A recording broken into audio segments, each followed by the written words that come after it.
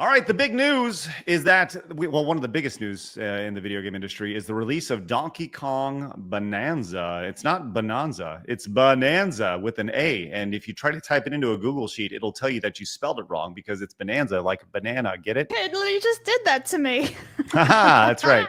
Well, I have not played it. I don't plan on buying it. But Phoenix, you did play this last night. And I'm very intrigued to hear what you had to say about this. Now, before we do get into this and your thoughts on it, Mama. Yes. You said you have not bought a Switch 2 because you are. Why is that? Yeah, so I originally was thinking about buying a Switch when it came out because, I've had the original Switch since about 2016, 2017, and I really do love Nintendo and a lot of what they do.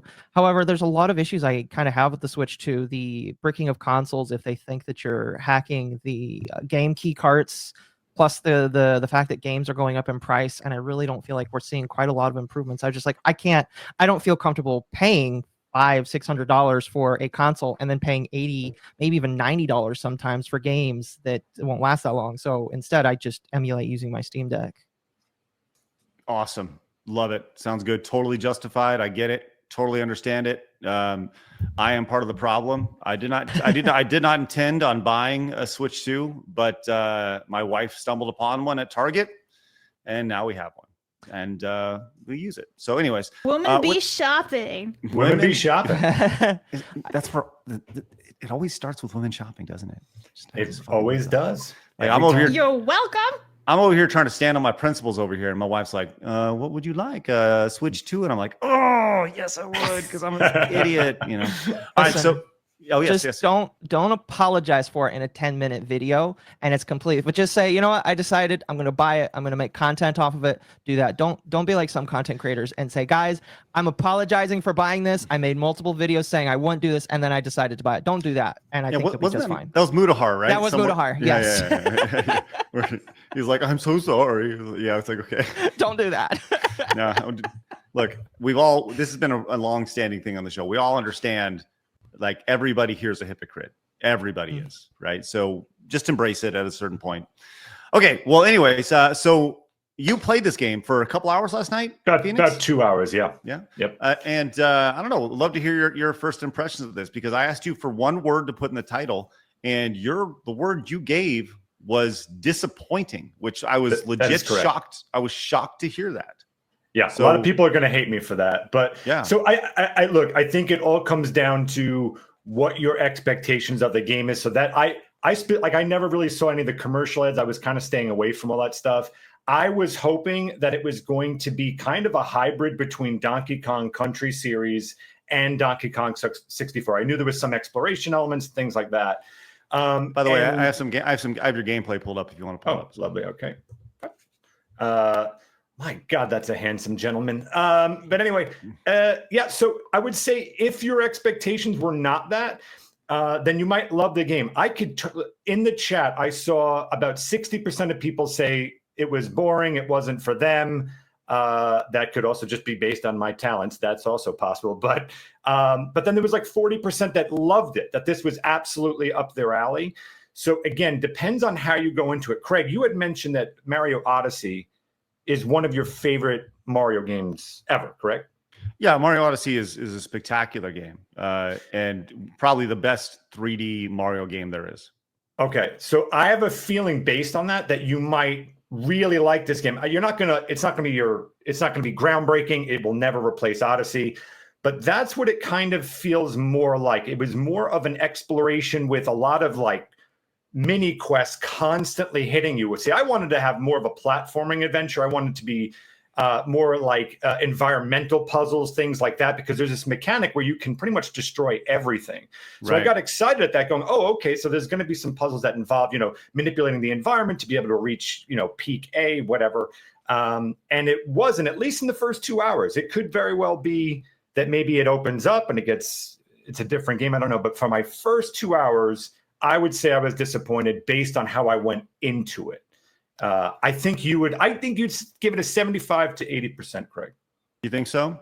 I do. Yeah. So I know this game was made by the same group of people who did make Mario Odyssey, which is why the similarities are there, right? And just looking like when you went just a second ago, when you bashed through the ground right there, that was really cool looking to me. Yes. I was really impressed by that. You can destroy everything. Really? Yeah, pretty much everything can be destroyed to the point where you don't even know what the hell's happening because the camera can't keep up. Like you can just like go, 40 feet below the environment and then make your own tunnels. Like that's the cool part. I wish they focused on that. Instead, it's like you're having fun and then it keeps stopping you. Like, here's a quest thing to do. Talk to this person. Then you have to go here and do this. So it kept stopping me from just having some fun.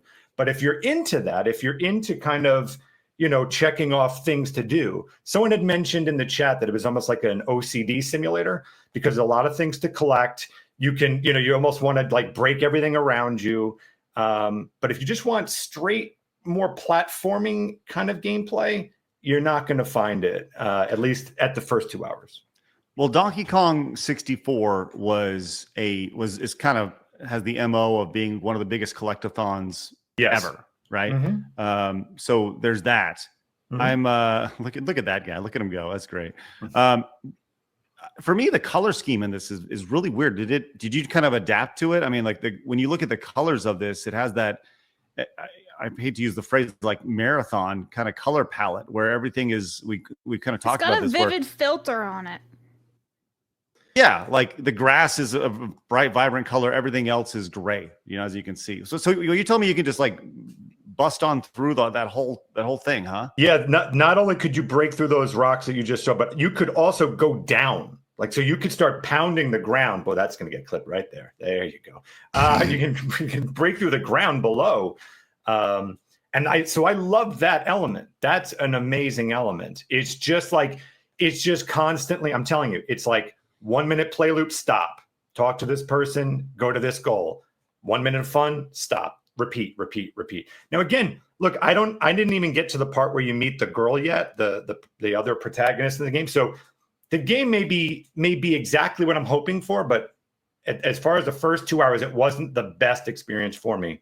I think you're going to see 40 to 50% of people say they're really enjoying it. I think you're going to see 40 or 50% go like, nah, that's not for me. Because I actually don't think it plays well, even for people who are on the fence watching the gameplay. I don't know how much it makes them want to play it. I don't know, though. I don't know. Chat, what do you guys think? And Mama, your thoughts? You're seeing the gameplay of this for the first time. Does this make you want to pick this up? I don't know. I'm gonna be honest with you. When they said that they were gonna make a new Donkey Kong game, my earliest memories is of course Donkey Kong 64. I also think of other Rare specific games like Banjo and Kazooie. So I guess when I saw this, I was kind of thinking, oh, maybe they're gonna make another 64, maybe something more like Banjo Kazooie. When it is gonna be somewhat of a collectathon, but it looks like it. Because I like collecting things, obviously, as somebody that has autism, collecting things is fun. But I feel like there's a point where if you have too many things to collect, or maybe it just feels overwhelming, it's just like, I don't know. Do you feel like it was overwhelming when you were going through it? I don't know. Well, no, the beauty, like that's the great thing about anything collectathon. I actually really, I'm not a big collectathon kind of guy, but I'm always happy that they're there for those who enjoy it. So like, that's the great thing in this game. You don't have to necessarily do any of that stuff. But there's like a lot of shops and stuff that you can, like, you have to, like, for instance, mine for fossils in order to buy clothes, for instance.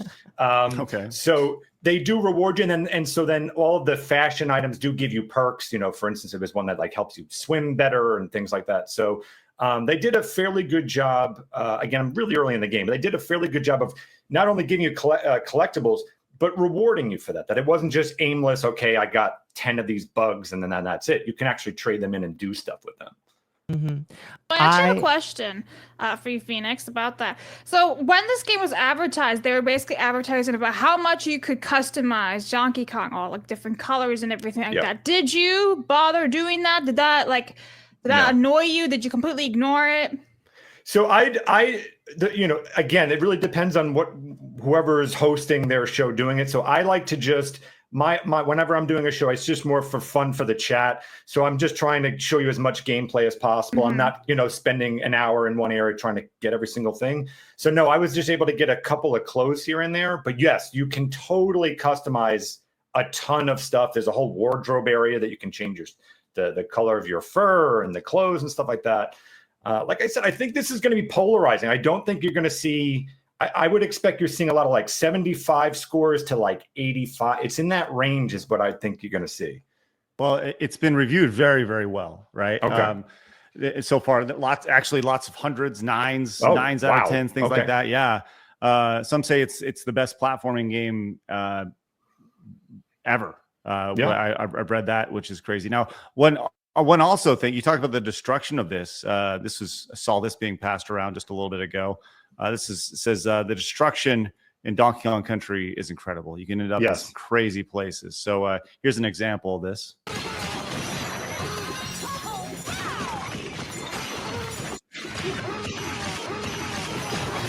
Yeah, see, like you don't even know what the hell's happened with the camera. Like it's just. Sorry. Classic. Classic meme right there. I also does this make sense as an analogy that I saw this morning? It says played Donkey Kong Bonanza for 5 hours straight. Yes. Is this a good analogy?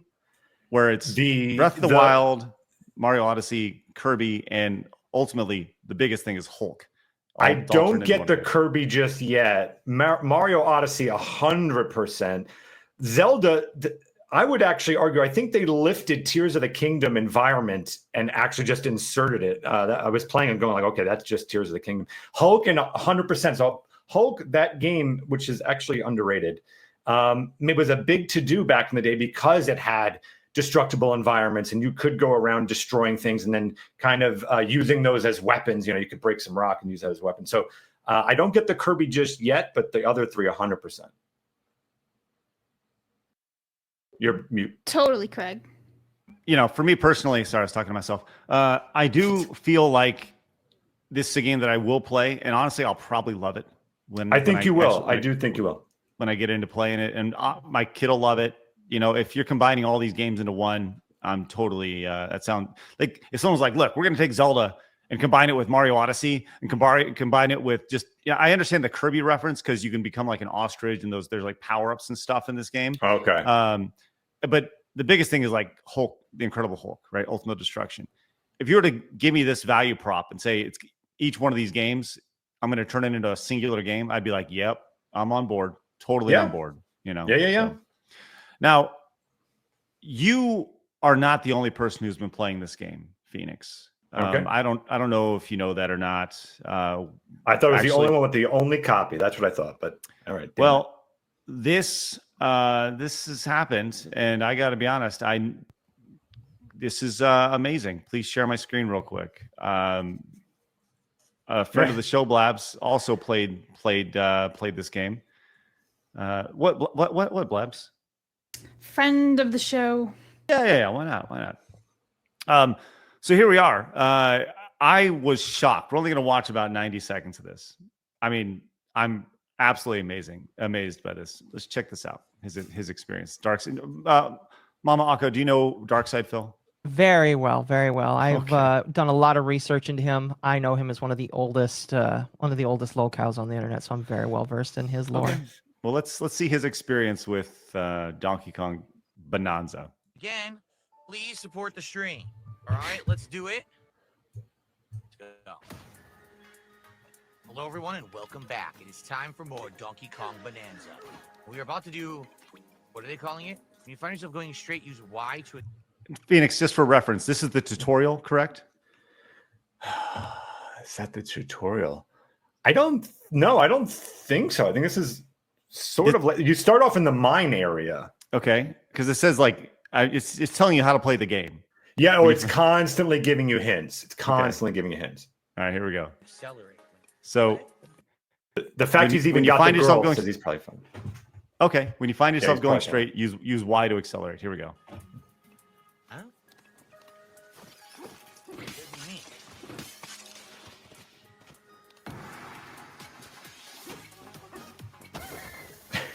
I don't understand. What the hell going on?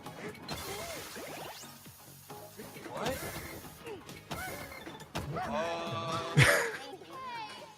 They explained nothing. What the hell was that? You're taking my coins when I die? I didn't even know that. It's the first time. Okay, I well, died. for starters, for many hours prior, you would know that you don't do any of the things he just did. Like, they really trained you on that. Like, Yeah. when you see spikes, like, do not walk on them, and then don't hit the thorns. So I'm not sure what the hell he's doing.